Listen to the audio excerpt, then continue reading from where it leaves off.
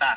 Kung saan mas maganda, mas malinis, mas safe at napakabait ng mga tao.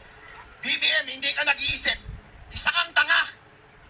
Gusto mo ba na kapag president na si Bibi Sara, ay ipakulong ka rin namin? At ang iyong buong pamilya? Mga walang iya kayong mga senador at mga congressman, gusto nyo bang makulong din kayo? Maayong buntag sa tanan. Magandang araw po sa ating lahat, sa ating pangalawang Pangulo, Her Excellency Vice President Inday Sara Duterte, sa ating pong mga miyembro ng City Council, kay Vice Mayor Vigo Duterte, sa ating mga kongresista, Congressman Paulo Duterte, Congressman Omar Duterte, at ang aking kaibigan, Congressman Sid Ungab, sa ating mga city and barangay officials, at higit sa lahat, sa inyong lahat, mga Dabueño, magandang araw at ang aking taus-pusong pagbati at pakikiisa sa ating ginagawang selebrasyon ng Araw ng Davao. Higit pong makasaysayan ang pagdiriwang ngayon ng Araw ng Davao sapagkat nataon na pagdiriwang din ng 81st birthday ni Tatay Digong. And I was also told that in keeping with the times, ngayon lang din ho nag-celebrate kayo dito sa Araw ng Davao nang walang float, walang motorized or anumang vehicle sapagkat higit na tumataas ang presyo ng produktong petrolyo. Pagkaganoon pa man, maging simple, payak ang ating pagdiriwang. Ang importante, huwag po nating kalilimutan na patuloy ipagdasal ang kaligtasan, ang kalusugan at ang kalayaan at sana'y pagpapawi kay Tatay Digong sa lalong madaling panahon. At alam ko rin naman na hindi matitinag ang prinsipyo ng mga Dabawenyo, ng mga Mindanawan. Hindi po kasi aral sa kasaysayan ang kasalukuyang administrasyon. 400 taon tayo sa ilalim ng bansang Espanya, hindi natinag ang mga Mindanawan.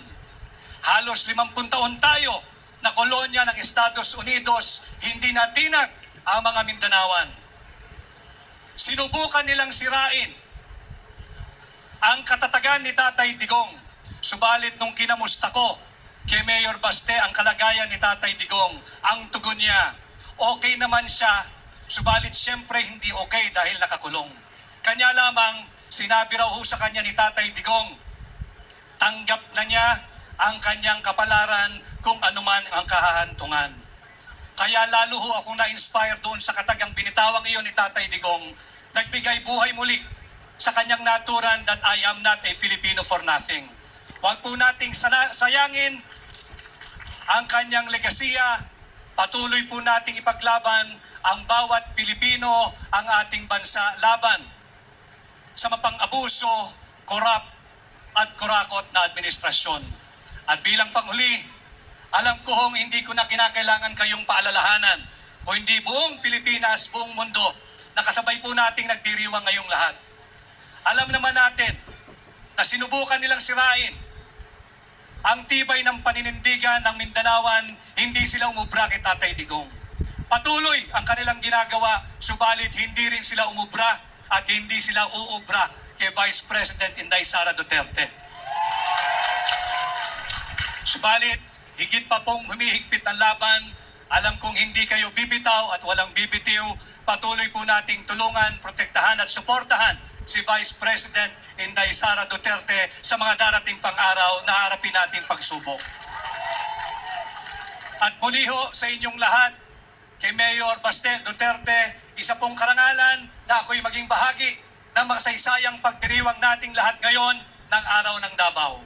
Muli ho, maraming salamat, magandang umaga. Ako po muli si Attorney Vic Rodriguez, inyong kaibigan, Pilipino, abogado, at katulad ninyo, maisog. Magandang araw po sa ating lahat.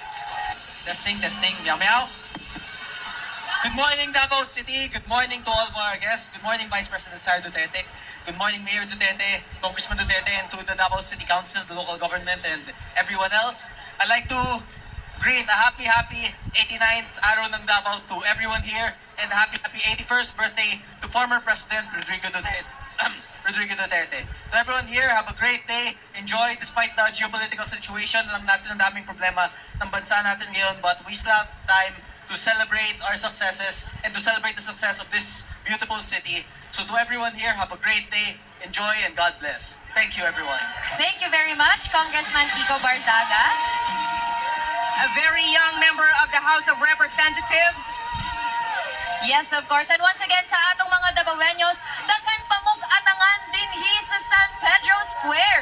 Because ate Mel, wala pa kita katunga sa atong mga contingents for Araw ng Davao. And of course, as we have heard a message from Congressman Kiko Barzaga, right now it is time to hear from someone who is beloved by the city of Davao.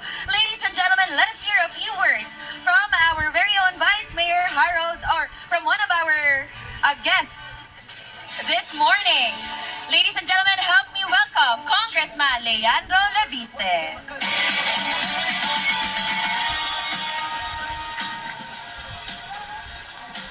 Vice President Inday Sara Duterte, Mayor Baste Duterte, Vice Mayor Rigo Duterte, Congressman Sid Ungap, Congressman Omar Duterte, Congressman Harold Duterte, to the whole Davao City Council, to all of our other special guests, and to, of course, all of the Davaoeños. Maayong buntag sa inyong tanan. Happy Araw ng Davao and happy birthday, PRRD. Daghang salamat po, Mayor Duterte, sa inyong imbitasyon. And I'm very happy to be here again. And to all of the participants in today's parade, you've done a very good job and I hope that we have a very good day today. Alam niyo po, ako ay masaya na makabalik dito habang ang Congress ay nasa session break. And sinabihan ako na kaming mga congressman, dapat huwag masyadong manggulo. Mas mabuti daw ang congressman ngayon, magbakasyon muna. At baka akala nila nasa abroad ako. Hindi nila alam, sa Davao pala ako pupunta. Kung saan mas maganda, mas malinis, mas safe, at napakabait ng mga tao. At dapat din suportahan ngayon ang domestic tourism, lalong-lalo na dahil sa taas ng presyo ng langis. Ganon din, kung may mga Davaoeño na gustong bumisita sa Maynila, welcome na welcome po kayo at pwede tayong magkita sa Luneta. Mayor, baka pwede tayong mag-arkila ng barko. At kahit ilang Davaoeño ang gustong bumisita sa Maynila, pwede tayong magkita doon. Sabihin lang ninyo ilan ang gustong bumisita. Pero baka aabot sa 100,000. Baka kung anong iisipin nila. Basta nandun tayo para sa turismo at sightseeing lang. Pero pagdating ninyo sa Luneta, bahala na kayo kung saan kayo susunod na pupunta. Kaya ako po ay of course also sure na gusto nyong bumalik kaagad sa Davao dahil ang ganda dito. At ang Davao of course ay isang very promising tourism destination na gustong puntahan ng mas marami pang mga Pilipino. At lalong-lalo po ngayong araw, ang araw ng Davao at ang isang special day, ang birthday ni former President Rodrigo Duterte. I'm sure it's going to be a very festive day. Kaya bago akong magtapos, gusto ko lang pong batiin muli ang buong lungsod ng Davao, isang happy Araw ng Davao, happy birthday PRRD, at isang maayong buntag sa inyong tanan.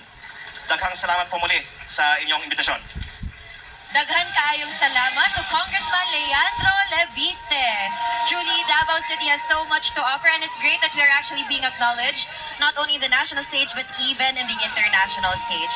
And now since we are already hearing a few words from our guests, one of our guests for this morning would also like to extend their greetings for our beloved city of Davao.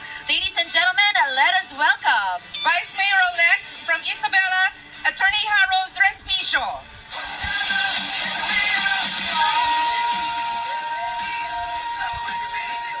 Matay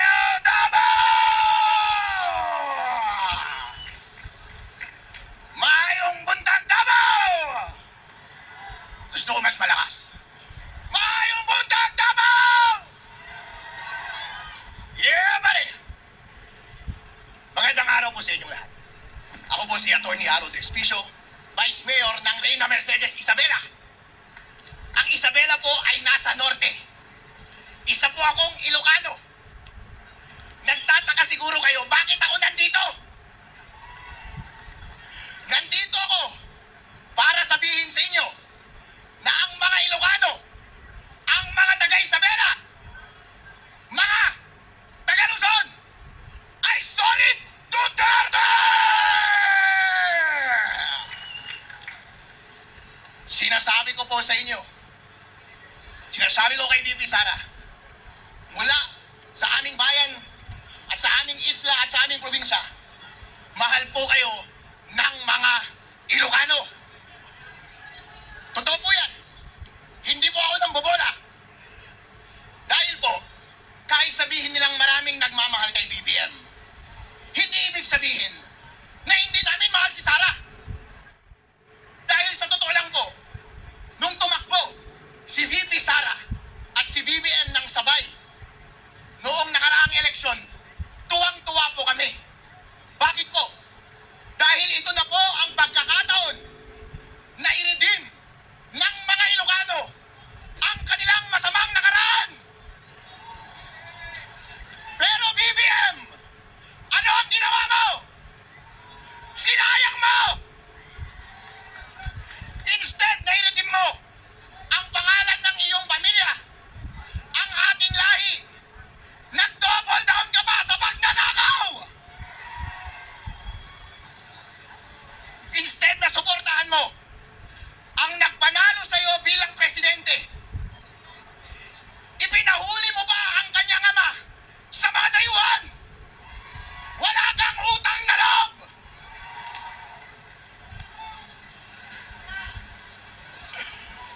Mga kababayan, ito po ang tinatanong ko sa inyo. Gusto nyo ba ang umuwi si President Rodrigo Duterte dito sa Davao?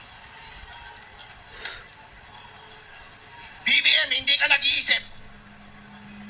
Mas inuna mo ang iyong pinsan na si Tambaluslos. Isa kang tanga. Gusto mo ba na kapag president na si Bibi Sara ay ipakulong ka rin namin? At ang iyong buong pamilya? Mga walang iya kayong mga senador at mga congressman, gusto nyo bang makulong din kayo?